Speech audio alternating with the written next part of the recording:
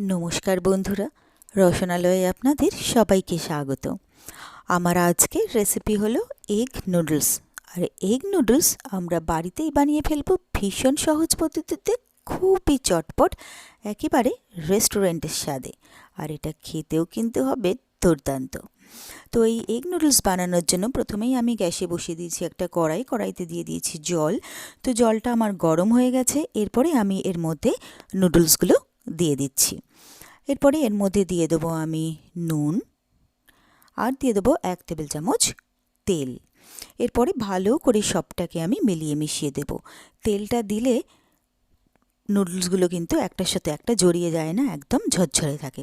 এরপরে এটাকে আমি একটু সেদ্ধ হতে সময় দেবো। যতক্ষণে এটা সেদ্ধ হচ্ছে ততক্ষণে আমি এখানে কেটে নিয়েছি সবজি। এখানে আমি গাজর, বিনস, মটরশুঁটি, কর্ন নিয়ে নিয়েছি ক্যাপসিকাম, আর নিয়ে নিয়েছি কিছুটা লাল বাঁধাকপি।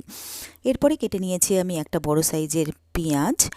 এরপরে আমি নিয়ে নিয়েছি এখানে রসুন। এখানে আমি বড় বড় 3 কোয়া রসুন কুচি নিয়েছি, আর নিয়ে নিয়েছি 2টো কাঁচা লঙ্কা কুচি। এদিকে আমার 4-5 মিনিট হয়ে গেছে, আমি নেড়েচেড়ে দেখে নিচ্ছি। নুডলসটাও কিন্তু আমার ভালোভাবে সেদ্ধ হয়ে গেছে। এবারে আমি গ্যাসটাকে অফ করিয়ে নুডলসটার জলটা ঝরিয়ে রাখবো। এরপরে আমি গ্যাসে বসিয়ে দিয়েছি একটা কড়াইটা গরম হয়ে গেলে তার মধ্যে দিয়ে দিলাম তেল। তেলটা গরম হয়ে গেলে এখানে আমি 3টে ডিম ফাটিয়ে এর মধ্যে দিয়ে দিলাম। এরপরে আমি এর মধ্যে দিয়ে দিচ্ছি স্বাদমতো নুন, আর দিয়ে দিচ্ছি এখানে ব্ল্যাক পেপার পাউডার। এরপরে একটা স্প্যাচুলা দিয়ে আমি ভালো করে এটাকে নেড়েচেড়ে ডিমটাকে আমি ভেজে নেব।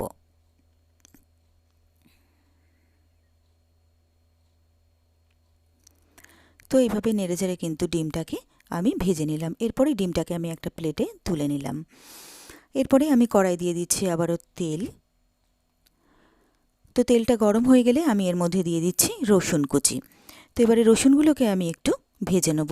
খুব কিন্তু কড়া করে রসুনগুলো ভাজবো না, একটু হালকা করেই রসুনগুলোকে আমি ভেজে নিচ্ছি।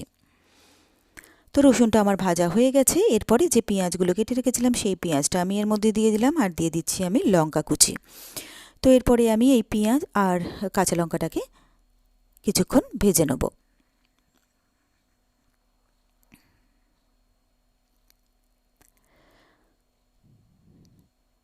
তো এই পেঁয়াজ আর কাঁচা লঙ্কাটাও আমি ভেজে নিলাম।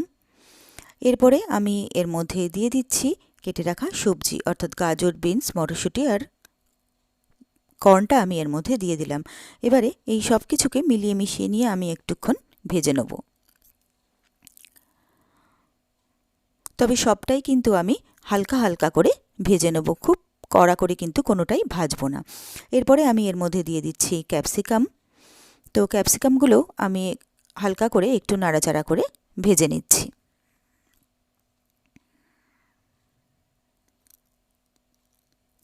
ভীষণ চটপট এই রান্নাটা হয়ে যায়। এরপরে আমি বাঁধাকপিগুলোকে এর মধ্যে দিয়ে দিচ্ছি। এরপরে দিয়ে দিচ্ছি আমি এর মধ্যে স্বাদমতো নুন। তবে নুনটা কিন্তু শুধু সবজির জন্য দিচ্ছি, যেহেতু নুডলসে আমাদের নুন দেওয়া আছে। তো এরপরে সবটাকে মিলিয়ে মিশিয়ে নিয়ে এবারে আমি এই সবজিগুলোকে হালকা করে একবার ভেজে নেব।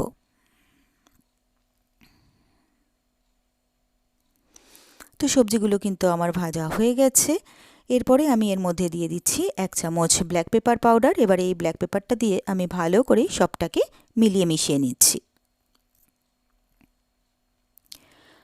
এরপরে যে নুডলসটা আমি সেদ্ধ করে রেখেছিলাম সেই সেদ্ধ করা নুডলসটা আমি এর মধ্যে দিয়ে দিচ্ছি। এরপরে আমি এর মধ্যে দিয়ে দিচ্ছি আরও 1 চামচ ব্ল্যাক পেপার পাউডার। এবারে আমি সবটাকে ভালো করে মিলিয়ে মিশিয়ে নেব। তো নুডলসের সাথে সবটাকে খুব ভালো করে আমি মিলিয়ে মিশিয়ে নিচ্ছি। তো সবটাকে ভালো করে মিলিয়ে মিশিয়ে নেওয়ার পরে এরপরে আমি এর মধ্যে দিয়ে দিচ্ছি সয়া সস। এখানে আমি 1 টেবিল চামচ দিয়ে দিলাম লাইট সয়া সস। এরপরে আমি দিয়ে দিচ্ছি এখানে সুইট চিলি সস। এখানে আমি প্রায় 1.5 টেবিল চামচ সুইট চিলি সস দিয়ে দিলাম। এরপরে দিয়ে দিচ্ছি আমি টমেটো কেচাপ। এখানে আমি 2 টেবিল চামচ প্রায় টমেটো কেচাপ দিয়ে দিলাম, আর দিয়ে দিচ্ছি 1 টেবিল চামচ ভিনিগার। এরপরে যে ডিমগুলো আমি ভেজে রেখেছিলাম সেই ভাজা ডিমগুলো আমি এর মধ্যে দিয়ে দিলাম। এরপরে আমি সবটাকে খুব ভালো করে মিলিয়ে মিশিয়ে নিচ্ছি।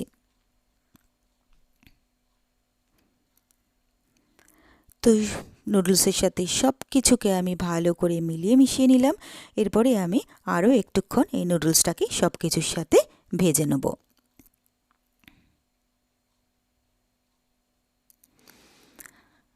তো আরও একটুক্ষণ এই নুডলসটা আমি সব কিছুর সাথে ভেজে নিলেই কিন্তু আমার এগ নুডলস একদম রেডি হয়ে গেছে। এরপরে আমি গ্যাসটাকে অফ করে দিলাম। এরপরে আমি সার্ভ করার জন্য নিয়ে নিয়েছি একটা সার্ভিং বোল। তো গরম গরম এগ নুডলস আমি সার্ভিং বোলে তুলে নিচ্ছি সার্ভ করার জন্য। এরপরে আমি এটাকে সুন্দর করে সার্ভ করে দিলাম। তো ব্যাস তৈরি হয়ে গেল আমার খুব সহজে আর খুবই চটপট দারুণ টেস্টি এগ নুডলস। আর আমার এই রেসিপিটা যদি আপনাদের ভালো লেগে থাকে তাহলে আপনারাও বাড়িতে ঠিক এইভাবে একবার ট্রাই করে দেখবেন। আশা করি আপনাদেরও ভীষণ ভীষণ ভালো লাগবে। আর আমার রেসিপিগুলো যদি আপনাদের ভালো লেগে থাকে তাহলে প্লিজ আমার ভিডিওগুলোতে লাইক ও কমেন্টস করবেন। আর আমার চ্যানেলটা যদি নতুন চেক করতে থাকেন তাহলে প্লিজ আমার চ্যানেলটাকে সাবস্ক্রাইব করবেন আর পাশে থাকা বেল আইকনটা প্রেস করে দেবেন।